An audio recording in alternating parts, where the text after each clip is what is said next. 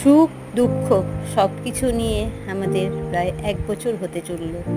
আমাদের বিয়ের দিন খুব তাড়াতাড়ি আসছে, তাই মনে করলাম নতুন চ্যানেলে আমাদের কথাগুলো বলি। এটা বিয়ের আগেরই এই ছবিগুলো।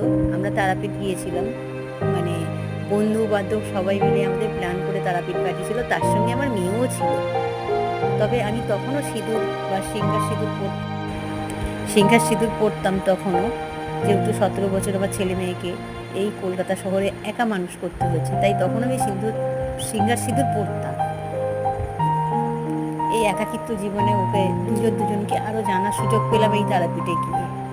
এরপরে তো আরও একটা ভিডিও আমি পাঠাবো, সেখানে আমাকে মুগ্ধ করে দিয়েছিল ওর একটা গানে, এবং কি বলবো, সেই ভিডিওটা দেখতে তখন পরের ভিডিওর জন্য